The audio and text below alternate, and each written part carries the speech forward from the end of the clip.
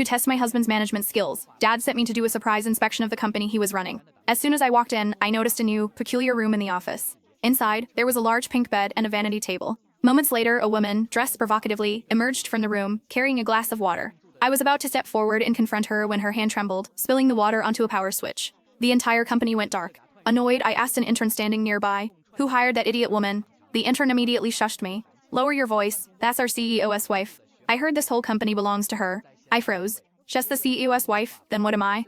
I pulled out my phone and called Dad. "Dad, forget the evaluation. Tell David to come to the office and bring the divorce papers." On my first day secretly inspecting my husband's company, I immediately noticed it felt different. The old nursery had been turned into a pink princess room. Curious, I watched a young, provocatively dressed woman walk out of it. I asked an intern standing near me, "Who is that woman?" The intern seemed scared of her. He leaned in, whispering, "Quiet. That's Tiffany Reed, our CEO's wife. You must be new here, right? She's Mrs. Hayes? So what does that make me?" I couldn't believe David would cheat so brazenly. He even moved his mistress's bed into the company building. The intern sighed and continued, "She usually just stays in the private room, Mr. Hayes gave her, playing games or watching TV. She doesn't really interact with us. Mr. Hayes must be out for a meeting today, and no one's around to entertain her, so she came out to play." His words made my head buzz. Her private room, the one with the huge pink bed, this is a company, not a resort. I tried my best to control my anger. The intern shook his head and said, "What can we do? Our CEO just dotes on his wife." He saw the look on my face and asked with concern, "Are you okay? You look terrible." I forced a smile. "I'm fine, just a little surprised.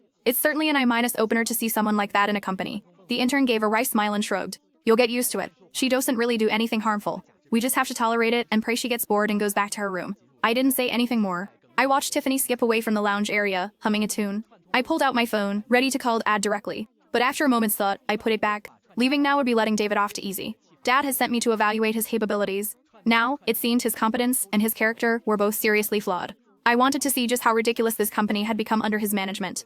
I straightened my clothes and walked to the reception desk. "Hi, I'm Ashley Miller, from corporate, here for a project review. Could you please arrange a temporary workstation for me, somewhere quiet if possible? Also, this inspection is internal, so I'd prefer Mr. Hayes doesn't know him here." The receptionist nodded respectfully. I walked into the office area, found a corner desk, and settled in, my gaze fixed on Tiffany, who was not far away. She was holding a glass of water, curiously studying a fire alarm button on the wall, seemingly debating whether to press it.